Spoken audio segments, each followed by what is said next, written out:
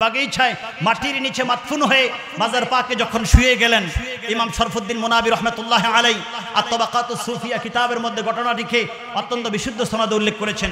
তিনি যখন মাজারে পাকে শুয়ে গেলেন, মাজারে পাকে শোয়ার পরে ইমাম কামালউদ্দিন ইবনে হুমাম রহমতুল্লাহ আলাই ওনার মাজারে পাকে আসলেন। ওনার মাজারে পাকে আসার পরে সূরাত হুদ, কোরআনে কারীমের সূরাত হুদ তেলাওয়াত করতে আরম্ভ করলেন।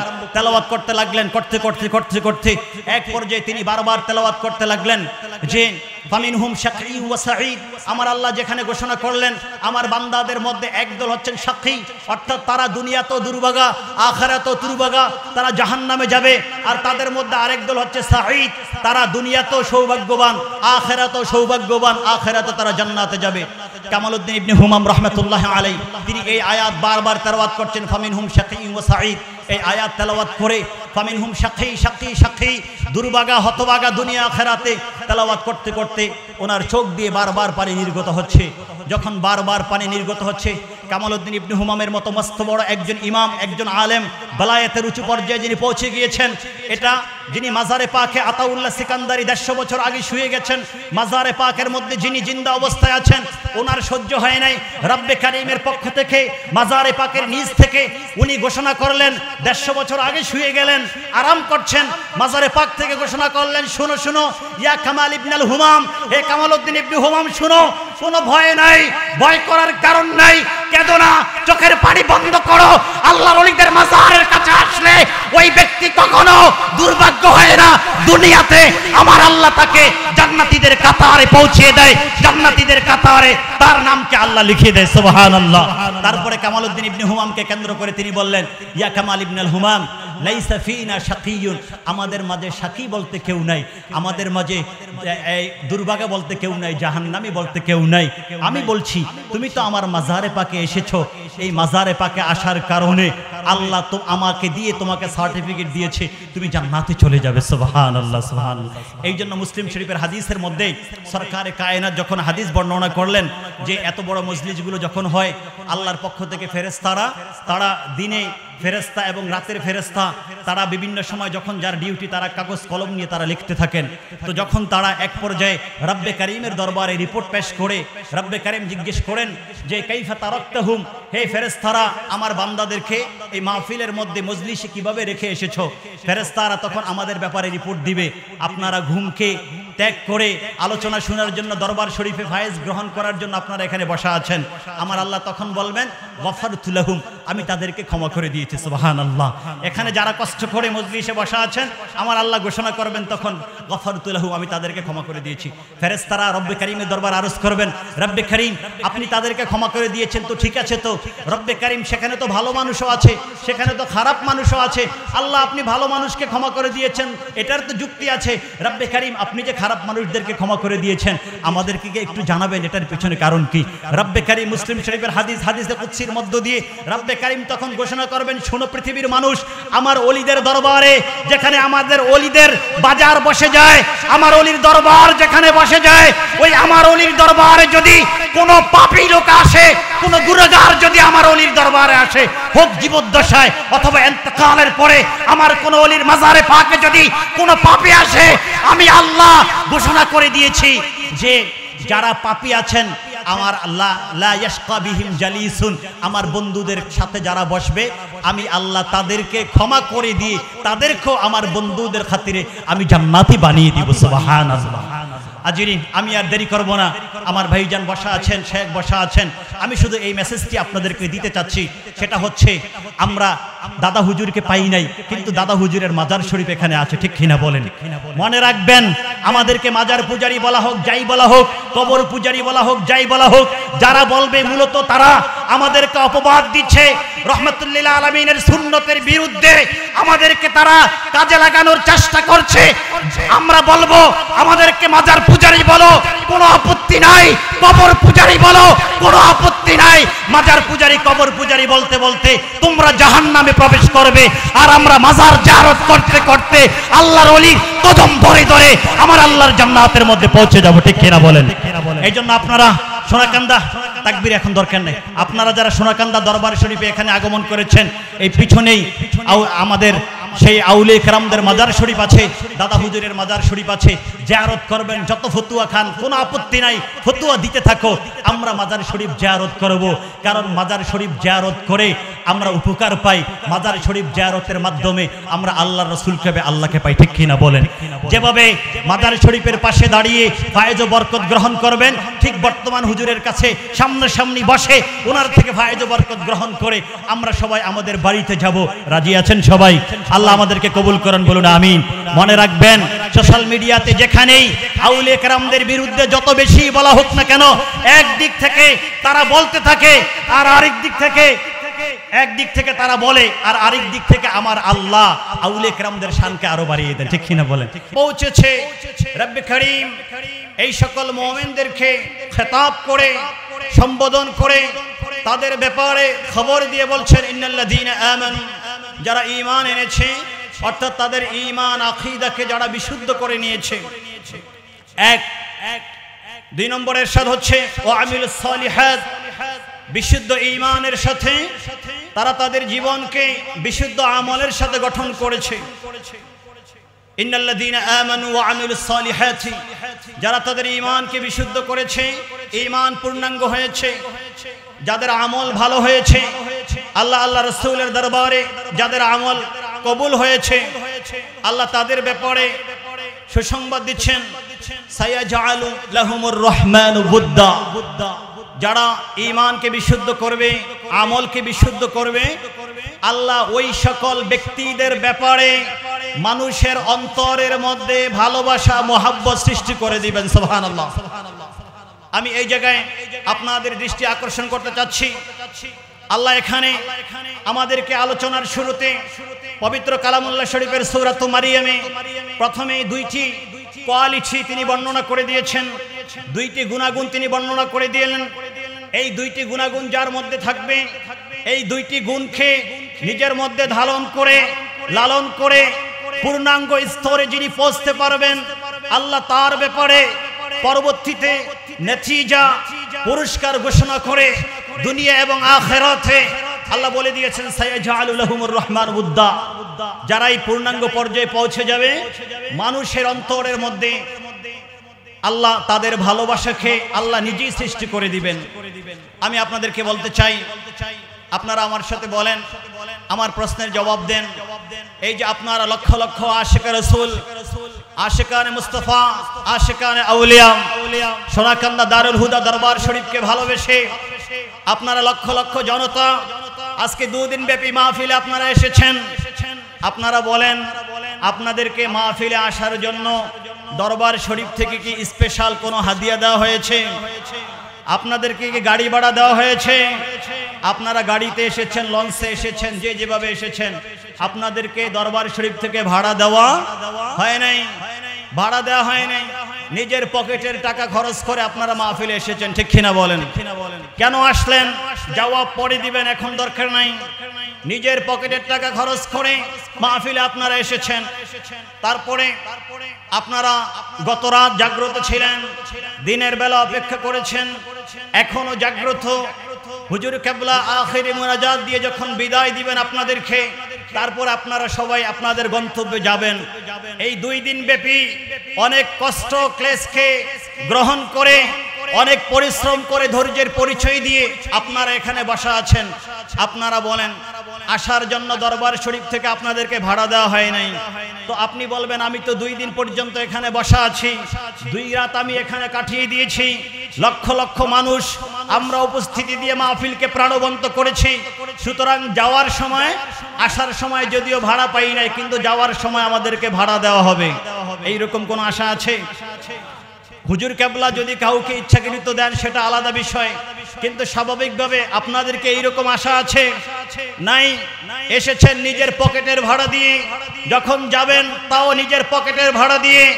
হয়তোবা এখানে যখন আসলেন 2 দিন অতিক্রমের কারণে আপনার পকেটের আরো অনেক টাকা খরচ হয়েছে। আপনার দুনিয়াবি কোনো বেনিফিট এখানে নাই। দুনিয়াবি কোনো বেনিফিট আছে? কোনো উপকার আছে? নাই। তাহলে আমি আপনাদেরকে প্রশ্ন করতে চাই, আপনারা তাহলে বাংলার আনাচে কানাচ থেকে অনেক কষ্ট ক্লেশকে সহ্য করে 2 দিন এখানে কেন পড়ে রইলেন? এখানে কেন আসলেন, এখানে আসার পিছনে কারণ কি? আমাকে কি একজন বলতে পারবেন কেন আসলেন এখানে? আপনারা কেন এখানে এসেছেন? আল্লাহ আল্লাহ রাসূলকে খুশি করার জন্য। তো আপনি কি আল্লাহ আল্লাহ রাসূলকে দেখেছেন? আল্লাহ আল্লাহ রাসূল কিভাবে খুশি হবে সেটা কি আপনি জানেন? আমরা যেই আকর্ষণে এই দরবার শরীফে আমরা আগমন করেছি, যেই যার আকর্ষণে যার কারণে আমরা এই দরবার শরীফে আগমন করেছি, সেটা অন্য কোনো কিছু না, সেটা হচ্ছে এই দরবার শরীফের পীর সাহেব কেবলা যিনি, ওনার ভালোবাসা।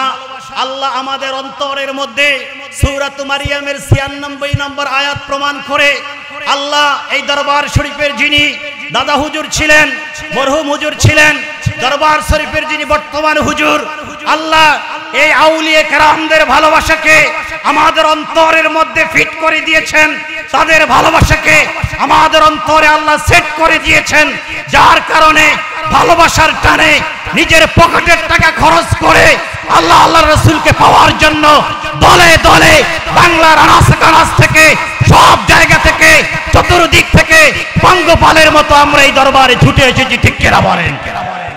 তাহলে একটাই কারণ, অন্য কোনো কারণ না। আমরা এই দরবারে এসেছি একটাই কারণ, এই দরবারের ভালোবাসা আমাদের অন্তরে আছে, ঠিক কিনা বলেন? আমি কি ঠিক বলেছি ভাই? দরবারের ভালোবাসা আমাদের অন্তরে আছে কি নাই? একটু হাত তুলে দেখাবেন তো। নারায়ে তাকবীর, নারায়ে রিসালাত, সোনাকান্দা দরবার শরীফ। তাহলে আপনারা প্রমাণ করে দিলেন দরবার শরীফের ভালোবাসা আপনাদের অন্তরে আছে, আপনাদের অন্তরে আছে বিদায় এই ভালোবাসার টানে এখানে আসলেন। এখন আমি প্রশ্ন করব, ভালোবাসা কিভাবে আসলো? আপনি তো দাদা হুজুরকে দেখেন নাই, ভালোবাসা কিভাবে আসলো? আমি তো মরহুম হুজুরকে দেখি নাই, আপনারা অনেকে মরহুম হুজুরকে দেখেন নাই, ভালোবাসা কিভাবে আসলো? অনেকে বর্তমান হুজুরকেও তো দেখেন নাই যারা নতুন আসছেন, তাহলে ভালোবাসাটা কিভাবে? ভালোবাসা তো তখন আসে যখন আপনি তাকে দেখবেন, তার সামনে আপনি বসবেন, এই ধরনের বিভিন্ন গুণাগুণ যখন আপনার সামনে পড়বে তখন তো ভালোবাসা সৃষ্টি হবে। আমি তো দাদা হুজুরকেও দেখি নাই, মরহুম হুজুরকেও দেখি নাই, বর্তমান হুজুরকেও হয়তো অনেকে দেখি নাই, তাহলে ভালোবাসা কোথায় থেকে আসলো? যদি এটা জানতে চান তাহলে নবী মুস্তাফার হাদিসের দিকে আমরা চলে যাই। সরকারে কায়নাত ১৫০০ বছর পূর্বে হাদিস পাকের মধ্যে ঘোষণা করেছেন, শোনো পৃথিবীর মানুষ, ভালোবাসা পাওয়ার জন্য একমাত্র মাধ্যম হচ্ছে আল্লাহ।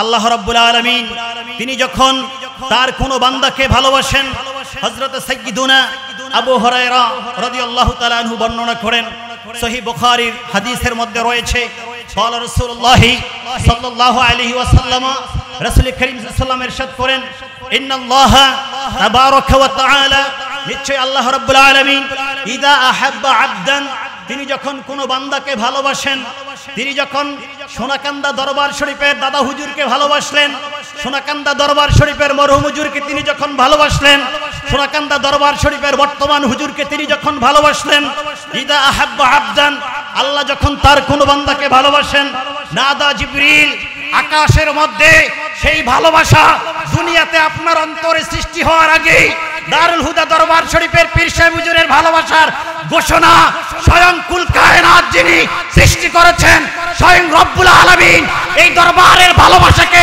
আকাশের মধ্যে ঘোষণা করে দিয়েছেন। সুবহানাল্লাহ। রাহমাতুল লিল আলামিনের জন্য বলেছেন, ইদা হাব্বা আবদান নাদা জিবরিল, আমার আল্লাহ নিজে সেই ভালোবাসাকে প্রকাশ করার জন্য হযরত জিবরিল আমিনকে আহ্বান করেন। ইন্নাল্লাহা ইয়া জিবরিল, হে জিবরিল শোনো, ইন্নাল্লাহ তাবারাকা ওয়া তাআলা ক্বাদ আহাব্বা ফুলানান ফাহিব্বাহু, জিবরিল শোনো, আল্লাহ এই ব্যক্তিকে ভালোবাসেন। জিবরিল শোনো, আল্লাহ সোনাকান্দা দরবার শরীফকে ভালোবাসেন, দাদা হুজুর, মরহুম হুজুর, বর্তমান হুজুরকে ভালোবাসেন, এই দরবার শরীফের উলামায়ে কেরামদেরকে ভালোবাসেন। জিবরিল, আমি আল্লাহ যেহেতু ভালোবাসি, ফাহিব্বাহু, আমি আল্লাহ তোমাকে আদেশ করলাম, জিবরিল তুমিও আমার এই বান্দাকে ভালোবাসো, তুমিও এই দরবার শরীফকে ভালোবাসতে থাকো। সুবহানাল্লাহ। এলান করলেন কে? সেখানে বাজালেন কে? ঘোষণা করলেন কে? স্বয়ং রব্বুল আলামিন নিজেই ঘোষণা করলেন। আল্লাহ ঘোষণা করলেন কার কাছে? সাইয়্যিদুনা জিবরিল আমিনের কাছে ঘোষণা করলেন। জিবরিল আমিনকে বললেন, জিবরিল আমি ভালোবাসি, তুমিও ভালোবাসো। তারপরে ফায়ুহিব্বুহু জিবরিল, জিবরিল বললেন আমার আল্লাহ যেহেতু ভালোবাসছে, আমার প্রশ্ন করা দরকার নাই, সোনাকান্দা দরবার শরীফ আমার চিনা দরকার নাই, এখানে কারা আছে আমার জানা দরকার নাই। রব্বে কারীম ভালোবেসেছেন, আমি ভালোবাসবো। রব্বে কারীম আদেশ করেছেন ভালোবাসতে, আমি জিবরিলও আমার আল্লাহর সে ওলিদেরকে ভালোবাসি যাদের মধ্যে সোনাকান্দা দরবার শরীফ রয়েছে। আলহামদুলিল্লাহ বলেন। তারপরে ফায়ুহিব্বুহু জিবরিল, জিবরিল ভালোবাসবেন তাকে। সুম্মা ইউনাদি জিবরিলু ফিস সামা, আল্লাহর ভালোবাসা হয়ে গেল, জিবরিলও ভালোবাসলেন। এখন জিবরিল আকাশে যত ফেরেশতা রয়েছে সবার কাছে ঘোষণা করে দিবেন। সুম্মা ইউনাদি জিবরিল ফিস সামাই, আকাশে ঘোষণা করবেন শোনো, ইয়া আহলাস সামাই, হে আকাশে যত ফেরেশতা আছো সকল ফেরেশতারা তোমরা শোনো, ইন্নাল্লাহ তাবারাকা ওয়া তাআলা ক্বাদ আহাব্বা ফুলানান ফাহিব্বুহু, শোনো ওই ব্যক্তিকে আল্লাহ ভালোবাসেন, আমি জিবরিল ভালোবাসি। সুতরাং আল্লাহ যেহেতু ভালোবাসেন, আমি জিবরিল যেহেতু ওই ব্যক্তিকে ভালোবাসি, সুতরাং তোমরা ওই ব্যক্তিকে ভালোবাসতে থাকো। সুবহানাল্লাহ। তারপরে হাদিসে পাকের মধ্যে এসেছে ফায়ুহিব্বুহু আহলুস সামা, যখন আল্লাহ ভালোবাসলেন, হযরত জিবরিল ভালোবাসলেন, এবং আকাশে যখন ভালোবাসার জন্য এলান করে দেওয়া হলো, দুনিয়াতে দুনিয়ার মানুষগুলো আপনি আমি ভালোবাসার আগেই আকাশের ফেরেশতা যারা আছে তারা সবাই সোনাকান্দা দরবার শরীফকে, আউলিয়া কেরামদের দরবার শরীফকে, পীর আউলিয়া বুজুর্গানে কেরামদেরকে তারা ভালোবাসা আরম্ভ করেছে। আকাশের কথা হয়ে গেল, আল্লাহ হয়ে গেল, ফেরেশতা হয়ে গেল, আকাশ হয়ে গেল। এখন বাকি আছে আপনারা আসলেন। আপনারা কেন আসলেন? আমরা কেন আসলাম? আমাদের আপনার আমার অন্তরের মধ্যে এই দরবার শরীফের ভালোবাসা কখন আসলো? হাদিসে পাকের মধ্যে আল্লাহর হাবিব বলছেন ওয়ায়ুদাউ লাহুল কাবুল ফি আহলিল আরদি, যখন আকাশের ভালোবাসা সম্পূর্ণ, আল্লাহর ভালোবাসা সম্পূর্ণ, সবাই ভালোবেসেছেন, সম্পূর্ণ হয়ে গেছে, তারপরে আল্লাহ রাব্বুল আলামিন তার কুদরতে দুনিয়াতে যারা আছেন, দুনিয়ায় যারা বিচরণ করছেন তাদের অন্তরের মধ্যে ওই ব্যক্তির ভালোবাসাকে আমার আল্লাহ নিজেই নিজের কুদরতে ফিট করে দেন। আল্লাহ নিজেই নিজের কুদরতে প্রত্যেকটি ব্যক্তির মধ্যে ওই নেককার ব্যক্তির ভালোবাসাকে সৃষ্টি করে দেন। সুবহানাল্লাহ। তাহলে দেখা গেল আমরা আপনারা এই দরবার শরীফে এসেছি, এই দরবার শরীফকে ভালোবাসি, এটা নিজ থেকে না। আমরা ভালোবাসার আগে তো আকাশই ভালোবাসা হয়ে গেছে, আমরা ভালোবাসার আগে তো জিবরিলই ভালোবাসলেন, আল্লাহ ভালোবাসলেন, তারপর আমাদের অন্তরের মধ্যে আল্লাহ ভালোবাসা সৃষ্টি করে দিলেন। সেই ভালোবাসার টানে আমরা দরবার শরীফে এসেছি, ঠিক কিনা বলেন?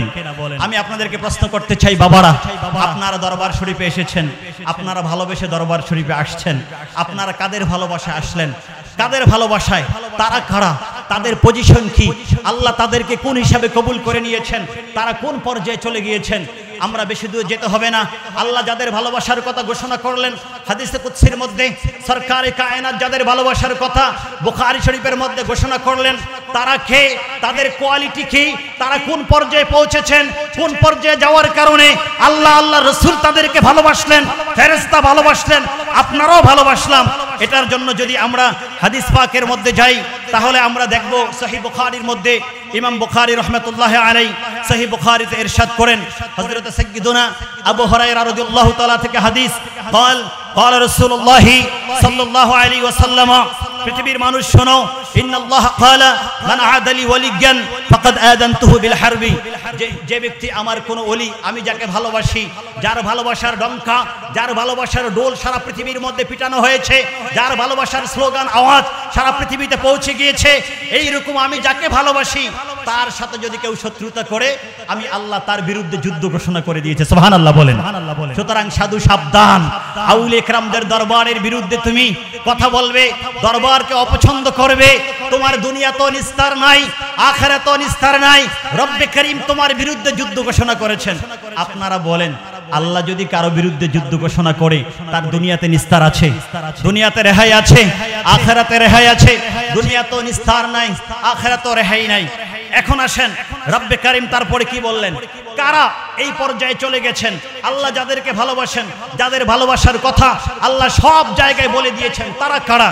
আল্লাহ তাদের কথা বলছেন। শোনো পৃথিবীর মানুষ, ওয়ামা তাকাররাবা ইলাইয়া আবদি বিশাইইন আহাব্বা ইলাইয়া মিম্মা ইফতারাতু আলাইহি, আমার বান্দা আমার কাছে আসার জন্য যত আমল করে থাকে তার মধ্যে শ্রেষ্ঠ আমল হচ্ছে আমার বান্দা যখন ফরজ নামাজ পড়ে ফরজ ইবাদতগুলো সম্পাদন করে সুন্দর মতো, এই ইবাদত সম্পাদনের মাধ্যমে আমি আল্লাহ তার প্রতি বেশি খুশি হয়ে যায়। আলহামদুলিল্লাহ বলেন। আপনারা আমাকে বলেন, আপনারা দরবার শরীফে 2 দিন যাবত অবস্থান করছেন, দরবার শরীফে এসে আপনারা কি ফরজ নামাজ আদায় করেন নাই? আপনারা আজকে ফজর পড়েছেন, জোহর পড়েছেন, আসর পড়েছেন, মাগরিব পড়েছেন, এশা পড়েছেন, আপনারা কি পড়েছেন কি পড়েন নাই? পড়েছেন। আল্লাহ ভালোবাসার জন্য প্রথম যেই কোয়ালিটি দরবার শরীফে আসার কারণে প্র্যাকটিক্যালি দরবার শরীফের পক্ষ থেকে কিভাবে নামাজ পড়তে হবে, ফরজ ইবাদত কিভাবে করতে হবে, হুজুর কেবলার সদারতে আপনাদেরকে সেটা দেখানো হয়েছে। প্রথম কোয়ালিটি আমরা অর্জন করেছি। রব্বে করিম দ্বিতীয় কোয়ালিটির দিকে যাচ্ছেন। আল্লাহ বলছেন, ওমা ইয়াজালু আবদি ইয়াতাকাররাবু ইলাইয়া বিন নওয়াফিলি হাত্তা উহিব্বাহু। পৃথিবীর মানুষ শোনো, আমার বান্দা ফরজ ইবাদত করছে, এতটুকু যথেষ্ট না। কারণ ফজরে আপনি যখন ফরজ ইবাদত করবেন, আপনি যখন ওয়াজিব পালন করবেন, আপনি আপনার ডিউটি পালন করলেন। আপনি যদি ডিউটি পালন না করেন তাহলে আপনার জরিমানা হবে, চাকরি থেকে আপনাকে বরখাস্ত করা হবে, প্রতিষ্ঠান থেকে আপনাকে বের করে দেওয়া হবে। এই জন্য ভয়ে আপনি ফরজ ইবাদত পালন করলেন, কিন্তু আপনি নফল করবেন কি করবেন না এটা আপনার ইচ্ছা। আপনি যদি নফল পালন না করেন তাহলে আল্লাহ আপনাকে ধরবে না, নফল যদি না করেন এটার জন্য জবাবদিহিতা নাই। এই জন্য আমার আল্লাহ নফলে পুরস্কার দিচ্ছেন। এই জন্য ওলামায়ে কেরাম বলে কি জানেন, যে নফলে ফরজে হচ্ছে ডিউটি আর নফলে হচ্ছে মাওলার দিদার। সুবহানাল্লাহ বলেন। এই জন্য রব্বে করিম হাদিসে কুদসির মধ্যে সেটাই বলে দিলেন। হাদিসে কুদসিতে এভাবে আসলো, ওমা ইয়াজালু আবদি ইয়াতাকাররাবু ইলাইয়া বিন নওয়াফিলি হাত্তা উহিব্বাহু ফাইদা আহবাবতুহু কুনতু সামআহু আল্লাযী ইয়াসমাউ বিহি ওয়া বাসারুহু আল্লাযী ইউবসিরু বিহি ওয়া ইয়াদাহু আল্লাতী ইয়াবতিশু বিহা ওয়া রিজলুহু আল্লাতী ইয়ামশি বিহা। বাগিচায় মাটির নিচে মাদফুন হয়ে মাজার পাকে যখন শুয়ে গেলেন, ইমাম শরফুদ্দীন মুনাবি রহমাতুল্লাহি আলাইহি আত-তাবাকাতুস সুফিয়া কিতাবের মধ্যে ঘটনাটিকে অত্যন্ত বিশুদ্ধ সনদে উল্লেখ করেছেন। তিনি যখন মাজারে পাকে শুয়ে গেলেন, মাজারে পাকে শোয়ার পরে ইমাম কামালউদ্দিন ইবনে হুমাম রহমাতুল্লাহি আলাইহি ওনার মাজারে পাকে আসলেন। ওনার মাজারে পাকে আসার পরে সূরাত হুদ, কোরআনে কারীমের সূরাত হুদ তেলাওয়াত করতে আরম্ভ করলেন। তেলাওয়াত করতে লাগলেন, করতে এক পর্যায়ে তিনি বারবার তেলাওয়াত করতে লাগলেন যে ফামিনহুম শাকী ওয়া সাঈদ। আমার আল্লাহ যেখানে ঘোষণা করলেন আমার বান্দাদের মধ্যে একদল হচ্ছেন শাকী, অর্থাৎ তারা দুনিয়াতেও দুর্ভাগা, আখিরাতেও দুর্ভাগা, তারা জাহান্নামে যাবে। আর তাদের মধ্যে আরেক দল হচ্ছে সাঈদ, তারা দুনিয়াতেও সৌভাগ্যবান, আখিরাতেও সৌভাগ্যবান, আখিরাতে তারা জান্নাতে যাবে। কামালউদ্দিন ইবনে হুমাম রাহমাতুল্লাহি আলাইহি তিনি এই আয়াত বারবার তেলাওয়াত করছেন, ফামিনহুম শাকী ওয়া সাঈদ। এই আয়াত তেলাওয়াত করে ফামিনহুম শাকী দুর্ভাগা, হতভাগা দুনিয়া আখিরাতে তেলাওয়াত করতে করতে ওনার চোখ দিয়ে বারবার পানি নির্গত হচ্ছে। যখন বারবার পানি নির্গত হচ্ছে, কামালউদ্দিন ইবনে হুমামের মতো মস্ত বড় একজন ইমাম, একজন আলেম, বেলায়েতের উঁচু পর্যায়ে যিনি পৌঁছে গিয়েছেন, এটা যিনি মাজারে পাকে আতাউল্লাহ সিকান্দারি 150 বছর আগে শুয়ে গেছেন, মাজারে পাকের মধ্যে যিনি জিন্দা অবস্থায় আছেন, ওনার সহ্য হয় নাই। রব্বে কারীমের পক্ষ থেকে মাজারে পাকের নিচ থেকে উনি ঘোষণা করলেন, 150 বছর আগে শুয়ে গেলেন, আরাম করছেন, মাজারে পাক থেকে ঘোষণা করলেন, শুনো শুনো ইয়া কামাল ইবনুল হুমাম, হে কামালউদ্দিন ইবনে হুমাম শুনো, কোনো ভয় নাই, ভয় করার কারণ নাই, কেঁদো না, চোখের পানি বন্ধ করো।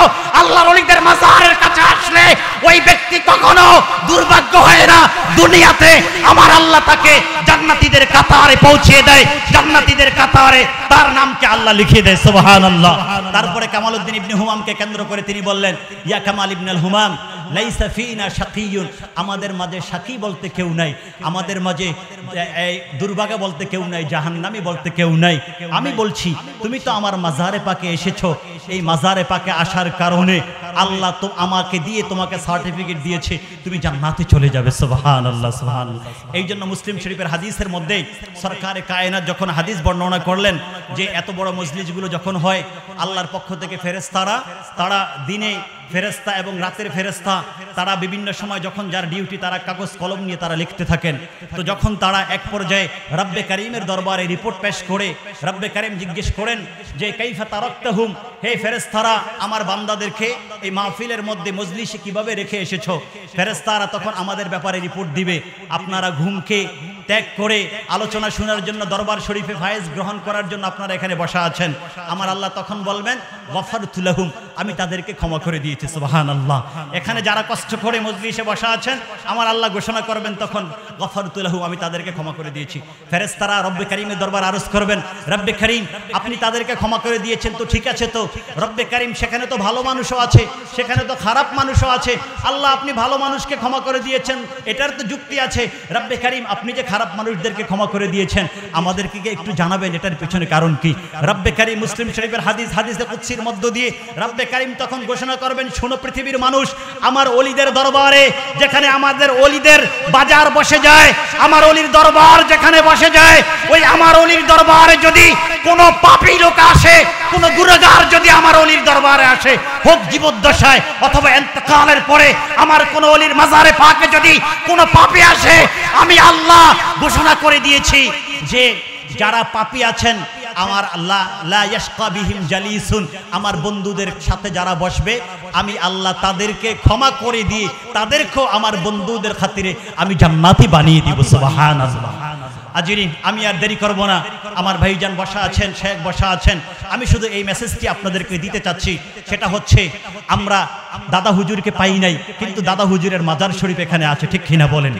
মনে রাখবেন, আমাদেরকে মাজার পূজারি বলা হোক, যাই বলা হোক, কবর পূজারি বলা হোক, যাই বলা হোক, যারা বলবে মূলত তারা আমাদেরকে অপবাদ দিচ্ছে, রহমাতুল লিল আলামিনের সুন্নতের বিরুদ্ধে আমাদেরকে তারা কাজে লাগানোর চেষ্টা করছে। আমরা বলবো আমাদেরকে মাজার পূজারি বলো, কোনো আপত্তি নাই, কবর পূজারি বলো, কোনো আপত্তি নাই। মাজার পূজারি কবর পূজারি বলতে বলতে তোমরা জাহান্নামে প্রবেশ করবে, আর আমরা মাজার জিয়ারত করতে করতে আল্লাহর ওলির কদম ধরে ধরে আমার আল্লাহর জান্নাতের মধ্যে পৌঁছে যাব, ঠিক কিনা বলেন? এই জন্য আপনারা সোনাকান্দা তাকবীর এখন দরকার নেই, আপনারা যারা সোনাকান্দা দরবার শরীফে এখানে আগমন করেছেন, এই পিছনেই আমাদের সেই আউলিয়া কেরামদের মাজার শরীফ আছে, দাদা হুজুরের মাজার শরীফ আছে, জিয়ারত করবেন, যত ফতুয়া খান কোনো আপত্তি নাই, ফতুয়া দিতে থাকো, আমরা মাজার শরীফ জিয়ারত করব, কারণ মাজার শরীফ জিয়ারত করে আমরা উপকার পাই, মাজার শরীফ জিয়ারতের মাধ্যমে আমরা আল্লাহর রাসূলকে আল্লাহকে পাই, ঠিক কিনা বলেন? যেভাবে মাজার শরীফের পাশে দাঁড়িয়ে ফায়েজ ও বরকত গ্রহণ করবেন, ঠিক বর্তমান হুজুরের কাছে সামনাসামনি বসে ওনার থেকে ফায়েজ ও বরকত গ্রহণ করে আমরা সবাই আমাদের বাড়িতে যাব। রাজি আছেন সবাই? আল্লাহ আমাদেরকে কবুল করেন, বলুন আমিন। মনে রাখবেন, সোশ্যাল মিডিয়াতে যেখানেই আউলিয়া কেরামদের বিরুদ্ধে যত বেশি বলা হোক না কেন, একদিক থেকে তারা বলতে থাকে আর আরেক দিক থেকে একদিক থেকে তারা বলে আর আরেক দিক থেকে আমার আল্লাহ আউলিয়া কেরামদের শানকে আরো বাড়িয়ে দেন, ঠিক কিনা বলেন? আমি আধা মিনিটেই শেষ করছি। আপনারা জানেন এই যে শবে বরাতকে কেন্দ্র করে সেই কুলাঙ্গার আকরামুজ্জামান সে যেই ঘোষণা করেছে, বক্তারা সচেতন করেছেন, এই মঞ্চে সব জায়গায় আলোচনা হয়েছে যে শবে বরাতে মসজিদে পালন না করে, সে শবে বরাত কেউ যদি মসজিদে পালন করে তার চেয়ে উত্তম হচ্ছে বেশ্যাখানায় সে যাওয়া। শবে বরাত থেকে মসজিদে পালন করা থেকে বেশ্যাখানায় যাওয়াকে সে আরো বেশি ফজিলতের বলেছে, মসজিদে যাওয়া থেকে বারণ করেছে। আমরা আকরামুজ্জামানকে বলতে চাই, তুমি একদিক থেকে বেশ্যাখানা বলেছো, আরেক দিক থেকে বর্তমানে আমরা বাংলাদেশে দেখেছি আজ পর্যন্ত ১৫০০ বছরে বাংলাদেশে যত শবে বরাত পালন হয়েছে, এই বছরে শবে বরাতে মসজিদে, মাজারে, খানকায়, মাহফিলে মুসল্লিদের উপস্থিতি সবচেয়ে বেশি ছিল, ঠিক কিনা বলেন? এই জন্য বলতে চাই, শোনো, দুশমনে রাসূল, দুশমনে আউলিয়া, তোমরা দুশমনি করতে থাকো, চলতে রাহো, জলনা তোমারা কাম হয়, তোমরা চলতে থাকো। আল্লাহ হাবিবের আলোচনা করলে তোমাদের গায়ে আগুন জ্বলবে, তোমরা চলো, আয় নজ দিও, জ্বলতে থাকো, তোমরা নজ দিও হাবি, তোমরা জ্বলতে থাকো, তোমাদের কাজ জ্বলে জ্বলে জাহান্নামের আগুনে তোমরা পুড়বে, আর আমাদের কাজ বেলায়েতের পাওয়ার দিয়ে আল্লাহর হাবিবের কদম মোবারকের নূরকে সিনার মধ্যে ধারণ করে আল্লাহর জান্নাতের মধ্যে আমরা পৌঁছে যাব ইনশাআল্লাহ তাআলা। ওয়া আখিরু দাওয়ানা আনিল হামদুলিল্লাহি রাব্বিল আলামিন ওয়া সাল্লাল্লাহু আলা নবিয়িল কারীম ওয়া আসসালামু আলাইকুম ওয়া রাহমাতুল্লাহি ওয়া বারাকাতুহু। ঘোষণা করলেন হাদিসে কুদসির মধ্যে, সরকারে কায়নাত যাদের ভালোবাসার কথা বুখারী শরীফের মধ্যে ঘোষণা করলেন, তারা কে, তাদের কোয়ালিটি কি, তারা কোন পর্যায়ে পৌঁছেছেন, কোন পর্যায়ে যাওয়ার কারণে আল্লাহ রাসূল তাদেরকে ভালোবাসলেন, ফেরেশতা ভালোবাসলেন, আপনারাও ভালোবাসলাম। এটার জন্য যদি আমরা হাদিস পাকের মধ্যে যাই তাহলে আমরা দেখব সহিহ বুখারীর মধ্যে ইমাম বুখারী রাহমাতুল্লাহি আলাইহি সহিহ বুখারীতে ইরশাদ করেন, হযরত সাইয়্যিদুনা আবু হুরায়রা রাদিয়াল্লাহু তাআলা থেকে হাদিস, قال رسول الله صلى الله عليه وسلم, পৃথিবীর মানুষ শোনো, ইন্নাল্লাহ ক্বালা মান আদালি ওয়ালিয়ান ফাকাদ আযানতুহু বিল হারবি, যে ব্যক্তি আমার কোন ওলি, আমি যাকে ভালোবাসি, যার ভালোবাসার ডঙ্কা, যার ভালোবাসার ডোল সারা পৃথিবীর মধ্যে পিটানো হয়েছে, যার ভালোবাসার স্লোগান আওয়াজ সারা পৃথিবীতে পৌঁছে গিয়েছে, এই রকম আমি যাকে ভালোবাসি তার সাথে যদি কেউ শত্রুতা করে, আমি আল্লাহ তার বিরুদ্ধে যুদ্ধ ঘোষণা করে দিয়েছে। সুবহানাল্লাহ বলেন।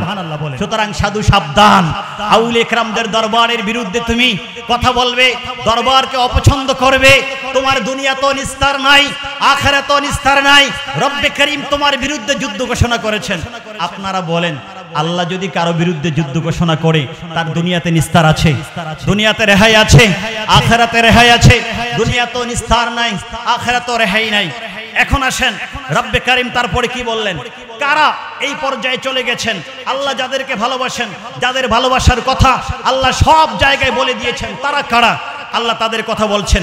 শোনো পৃথিবীর মানুষ, ওয়ামা তাকাররাবা ইলাইয়া আবদি বিশাইইন আহাব্বা ইলাইয়া মিম্মা ইফতারাতু আলাইহি, আমার বান্দা আমার কাছে আসার জন্য যত আমল করে থাকে, তার মধ্যে শ্রেষ্ঠ আমল হচ্ছে আমার বান্দা যখন ফরজ নামাজ পড়ে, ফরজ ইবাদতগুলো সম্পাদন করে সুন্দর মতো, এই ইবাদত সম্পাদনের মাধ্যমে আমি আল্লাহ তার প্রতি বেশি খুশি হয়ে যাই। আলহামদুলিল্লাহ বলেন। আপনারা আমাকে বলেন, আপনারা দরবার শরীফে 2 দিন যাবত অবস্থান করছেন, দরবার শরীফে এসে আপনারা কি ফরজ নামাজ আদায় করেন নাই? আপনারা আজকে ফজর পড়েছেন, জোহর পড়েছেন, আসর পড়েছেন, মাগরিব পড়েছেন, এশা পড়েছেন, আপনারা কি পড়েছেন কি পড়েন নাই? পড়েছেন। আল্লাহ ভালোবাসার জন্য প্রথম যেই কোয়ালিটি দরবার শরীফে আসার কারণে প্র্যাকটিক্যালি দরবার শরীফের পক্ষ থেকে কিভাবে নামাজ পড়তে হবে, ফরজ ইবাদত কিভাবে করতে হবে, হুজুর কেবলার সদারতে আপনাদেরকে সেটা দেখানো হয়েছে। প্রথম কোয়ালিটি আমরা অর্জন করেছি। রব্বে করিম দ্বিতীয় কোয়ালিটির দিকে যাচ্ছেন। আল্লাহ বলছেন, ওয়ামা ইয়াজালু আবদি ইয়াতাকাররাবু ইলাইয়া বিন নওয়াফিলি হাত্তা উহিব্বাহু। পৃথিবীর মানুষ শোনো, আমার বান্দা ফরজ ইবাদত করছে, এতটুকু যথেষ্ট না। কারণ ফজরে আপনি যখন ফরজ ইবাদত করবেন, আপনি যখন ওয়াজিব পালন করবেন, আপনি আপনার ডিউটি পালন করলেন। আপনি যদি ডিউটি পালন না করেন, তাহলে আপনার জরিমানা হবে, চাকরি থেকে আপনাকে বরখাস্ত করা হবে, প্রতিষ্ঠান থেকে আপনাকে বের করে দেওয়া হবে। এই জন্য ভয়ে আপনি ফরজ ইবাদত পালন করলেন, কিন্তু আপনি নফল করবেন কি করবেন না এটা আপনার ইচ্ছা। আপনি যদি নফল পালন না করেন, তাহলে আল্লাহ আপনাকে ধরবে না। নফল যদি না করেন, এটার জন্য জবাবদিহিতা নাই। এই জন্য আমার আল্লাহ নফলে পুরস্কার দিচ্ছেন। এই জন্য ওলামায়ে কেরাম বলে কি জানেন, যে নফলে, ফরজে হচ্ছে ডিউটি, আর নফলে হচ্ছে মাওলার দিদার। সুবহানাল্লাহ বলেন। এই জন্য রব্বে করিম হাদিসে কুদসির মধ্যে সেটাই বলে দিলেন। হাদিসে কুদসিতে এভাবে আসলো, ওয়ামা ইয়াজালু আবদি ইয়াতাকাররাবু ইলাইয়া বিন নওয়াফিলি হাত্তা উহিব্বাহু ফাইদা আহবাবতুহু কুনতু সামআহু আল্লাযী ইয়াসমাউ বিহি ওয়া বাসারুহু আল্লাযী ইউবসিরু বিহি ওয়া ইয়াদাহু আল্লাতী ইয়াবতিশু বিহা ওয়া রিজলুহু আল্লাতী ইয়ামশি বিহা। বাগিচায় মাটির নিচে মাদফুন হয়ে মাজার পাকে যখন শুয়ে গেলেন, ইমাম শরফুদ্দীন মুনাবি রাহমাতুল্লাহ আলাইহি আত-তাবাকাতুস সুফিয়া কিতাবের মধ্যে ঘটনাটিকে অত্যন্ত বিশুদ্ধ সনদে উল্লেখ করেছেন। তিনি যখন মাজারে পাকে শুয়ে গেলেন, মাজারে পাকে শোয়ার পরে ইমাম কামালউদ্দিন ইবনে হুমাম রাহমাতুল্লাহ আলাইহি ওনার মাজারে পাকে আসলেন। ওনার মাজারে পাকে আসার পরে সূরাত হুদ, কোরআনে কারীমের সূরাত হুদ তেলাওয়াত করতে আরম্ভ করলেন। তেলাওয়াত করতে লাগলেন, করতে এক পর্যায়ে তিনি বারবার তেলাওয়াত করতে লাগলেন যে ফামিনহুম শাকী ওয়া সাঈদ। আমার আল্লাহ যেখানে ঘোষণা করলেন আমার বান্দাদের মধ্যে একদল হচ্ছেন শাকী, অর্থাৎ তারা দুনিয়াতেও দুর্ভাগা, আখিরাতেও দুর্ভাগা, তারা জাহান্নামে যাবে।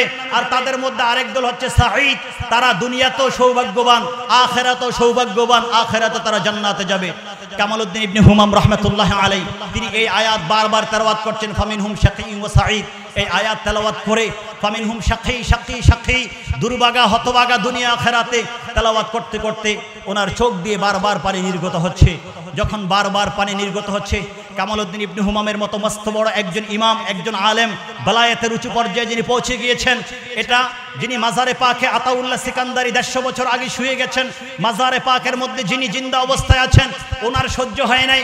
রব্বে কারীমের পক্ষ থেকে মাজারে পাকের নিচ থেকে উনি ঘোষণা করলেন, 150 বছর আগে শুয়ে গেলেন, আরাম করছেন, মাজারে পাক থেকে ঘোষণা করলেন, শুনো ইয়া কামাল ইবনুল হুমাম, হে কামালউদ্দিন ইবনে হুমাম শুনো, কোনো ভয় নাই, ভয় করার কারণ নাই। কেঁদো না, চোখের পানি বন্ধ করো। আল্লাহর ওলিদের মাজারের কাছে আসলে ওই ব্যক্তি কখনো দুর্ভাগ্য হয় না। দুনিয়াতে আমার আল্লাহ তাকে জান্নাতীদের কাতারে পৌঁছে দেয়, জান্নাতীদের কাতারে তার নামকে আল্লাহ লিখিয়ে দেয়। সুবহানাল্লাহ। তারপরে কামালউদ্দিন ইবনে হুমামকে কেন্দ্র করে তিনি বললেন, ইয়া কামাল ইবনুল হুমাম লাইসা ফিনা শাকিয়ুন, আমাদের মাঝে শাকি বলতে কেউ নাই, আমাদের মাঝে দুর্ভাগা বলতে কেউ নাই, জাহান্নামী বলতে কেউ নাই। আমি বলছি তুমি তো আমার মাজারে পাকে এসেছো, এই মাজারে পাকে আসার কারণে আল্লাহ তো আমাকে দিয়ে তোমাকে সার্টিফিকেট দিয়েছে, তুমি জান্নাতে চলে যাবে। সুবহানাল্লাহ, সুবহানাল্লাহ। এই জন্য মুসলিম শরীফের হাদিসের মধ্যে সরকারে কায়নাত যখন হাদিস বর্ণনা করলেন যে এত বড় মজলিসগুলো যখন হয় আল্লাহর পক্ষ থেকে ফেরেশতারা, তারা দিনে ফেরেশতা এবং রাতের ফেরেশতা, তারা বিভিন্ন সময় যখন যার ডিউটি তারা কাগজ কলম নিয়ে তারা লিখতে থাকেন। তো যখন তারা এক পর্যায়ে রব্বে কারীমের দরবারে রিপোর্ট পেশ করে রব্বে কারীম জিজ্ঞেস করেন যে কাইফা তারাকতাহুম, হে ফেরেশতারা আমার বান্দাদেরকে এই মাহফিলের মধ্যে মজলিসে কিভাবে রেখে এসেছো? ফেরেশতারা তখন আমাদের ব্যাপারে রিপোর্ট দিবে, আপনারা ঘুমকে ত্যাগ করে আলোচনা শোনার জন্য দরবার শরীফে ফায়েজ গ্রহণ করার জন্য আপনারা এখানে বসা আছেন। আমার আল্লাহ তখন বলবেন গফারতু লাহুম, আমি তাদেরকে ক্ষমা করে দিয়েছি। সুবহানাল্লাহ। এখানে যারা কষ্ট করে মজলিসে বসা আছেন আমার আল্লাহ ঘোষণা করবেন তখন গফারতু লাহুম, আমি তাদেরকে ক্ষমা করে দিয়েছি। ফেরেশতারা রব্বে কারীমের দরবার আরজ করবেন, রব্বে কারীম আপনি তাদেরকে ক্ষমা করে দিয়েছেন তো ঠিক আছে, তো রব্বে কারীম সেখানে তো ভালো মানুষও আছে, সেখানে তো খারাপ মানুষও আছে। আল্লাহ আপনি ভালো মানুষকে ক্ষমা করে দিয়েছেন, এটার তো যুক্তি আছে। রব্বে কারীম আপনি যে খারাপ মানুষদেরকে ক্ষমা করে দিয়েছেন আমাদেরকে একটু জানাবেন এটার পিছনে কারণ কি? রব্বে কারীম মুসলিম শরীফের হাদিসে কুদসির মধ্য দিয়ে রব্বে কারীম তখন ঘোষণা করবেন, শোনো পৃথিবীর মানুষ, আমার ওলিদের দরবারে যেখানে আমাদের ওলিদের বাজার বসে যায়, আমার ওলির দরবার যেখানে বসে যায়, ওই আমার ওলির দরবারে যদি কোনো পাপী লোক আসে, কোনো গুনাহগার যদি আমার ওলির দরবারে আসে, হোক জীবদ্দশায় অথবা ইন্তেকালের পরে, আমার কোন ওলির মাজারে পাকে যদি কোনো পাপী আসে, আমি আল্লাহ ঘোষণা করে দিয়েছি যে যারা পাপী আছেন আমার আল্লাহ লা ইয়াশকা বিহিম জালিসুন, আমার বন্ধুদের সাথে যারা বসবে আমি আল্লাহ তাদেরকে ক্ষমা করে দিয়ে তাদেরকেও আমার বন্ধুদের খাতিরে আমি জান্নাতি বানিয়ে দিব। সুবহানাল্লাহ। আজিরিন, আমি আর দেরি করব না, আমার ভাইজান বসা আছেন, শেখ বসা আছেন, আমি শুধু এই মেসেজটি আপনাদেরকে দিতে চাচ্ছি। সেটা হচ্ছে আমরা দাদা হুজুরকে পাই নাই, কিন্তু দাদা হুজুরের মাজার শরীফ এখানে আছে, ঠিক কিনা বলেন? মনে রাখবেন, আমাদেরকে মাজার পূজারি বলা হোক, যাই বলা হোক, কবর পূজারি বলা হোক, যাই বলা হোক, যারা বলবে মূলত তারা আমাদেরকে অপবাদ দিচ্ছে, রহমতুল্লিল আলামিনের সুন্নতের বিরুদ্ধে আমাদেরকে তারা কাজে লাগানোর চেষ্টা করছে। আমরা বলবো আমাদেরকে মাজার পূজারি বলো, কোনো আপত্তি নাই, কবর পূজারি বলো, কোনো আপত্তি নাই। মাজার পূজারি কবর পূজারি বলতে বলতে তোমরা জাহান্নামে প্রবেশ করবে, আর আমরা মাজার জিয়ারত করতে করতে আল্লাহর ওলি কদম ধরে ধরে আমার আল্লাহর জান্নাতের মধ্যে পৌঁছে যাব, ঠিক কিনা বলেন? এই জন্য আপনারা সোনাকান্দা তাকবীর এখন দরকার নেই, আপনারা যারা সোনাকান্দা দরবার শরীফে এখানে আগমন করেছেন, এই পিছনেই আমাদের সেই আউলিয়া কেরামদের মাজার শরীফ আছে, দাদা হুজুরের মাজার শরীফ আছে, জিয়ারত করবেন, যত ফতুয়া খান কোনো আপত্তি নাই, ফতুয়া দিতে থাকো, আমরা মাজার শরীফ জিয়ারত করব, কারণ মাজার শরীফ জিয়ারত করে আমরা উপকার পাই, মাজার শরীফ জিয়ারতের মাধ্যমে আমরা আল্লাহর রাসূলকে আল্লাহকে পাই, ঠিক কিনা বলেন? যেভাবে মাজার শরীফের পাশে দাঁড়িয়ে ফায়েজ ও বরকত গ্রহণ করবেন, ঠিক বর্তমান হুজুরের কাছে সামনাসামনি বসে ওনার থেকে ফায়েজ ও বরকত গ্রহণ করে আমরা সবাই আমাদের বাড়িতে যাব। রাজি আছেন সবাই? আল্লাহ আমাদেরকে কবুল করেন, বলুন আমিন। মনে রাখবেন, সোশ্যাল মিডিয়াতে যেখানেই আউলিয়া কেরামদের বিরুদ্ধে যত বেশি বলা হোক না কেন, একদিক থেকে তারা বলতে থাকে আর আরেক দিক থেকে একদিক থেকে তারা বলে আর আরেক দিক থেকে আমার আল্লাহ আউলিয়া কেরামদের শানকে আরো বাড়িয়ে দেন, ঠিক কিনা বলেন? আমি আধা মিনিটেই শেষ করছি। আপনারা জানেন এই যে শবে বরাতকে কেন্দ্র করে সেই কুলাঙ্গার আকরামুজ্জামান সে যেই ঘোষণা করেছে, বক্তারা সচেতন করেছেন, এই মঞ্চে সব জায়গায় আলোচনা হয়েছে যে শবে বরাতে মসজিদে পালন না করে, সে শবে বরাত কেউ যদি মসজিদে পালন করে তার চেয়ে উত্তম হচ্ছে বেশ্যাখানায় সে যাওয়া। শবে বরাত থেকে মসজিদে পালন করা থেকে বেশ্যাখানায় যাওয়াকে সে আরো বেশি ফজিলতের বলেছে, মসজিদে যাওয়া থেকে বারণ করেছে। আমরা আকরামুজ্জামানকে বলতে চাই, তুমি একদিক থেকে বেশ্যাখানা বলেছো, আরেক দিক থেকে বর্তমানে আমরা বাংলাদেশে দেখেছি আজ পর্যন্ত ১৫০০ বছরে বাংলাদেশে যত শবে বরাত পালন হয়েছে, এই বছরে শবে বরাতে মসজিদে, মাজারে, খানকায়, মাহফিলে মুসল্লিদের উপস্থিতি সবচেয়ে বেশি ছিল, ঠিক কিনা বলেন? এই জন্য বলতে চাই, শোনো, দুশমনে রাসূল, দুশমনে আউলিয়া, তোমরা দুশমনি করতে থাকো, জ্বলতে রাহো, জ্বলনা তোমারা কাম হয়, তোমরা জ্বলতে থাকো। আল্লাহ হাবিবের আলোচনা করলে তোমাদের গায়ে আগুন জ্বলবে, তোমরা চলো, আয় নজ দিও, জ্বলতে থাকো, তোমরা নজ দিও হাবি, তোমরা জ্বলতে থাকো, তোমাদের কাজ জ্বলে জ্বলে জাহান্নামের আগুনে তোমরা পুড়বে।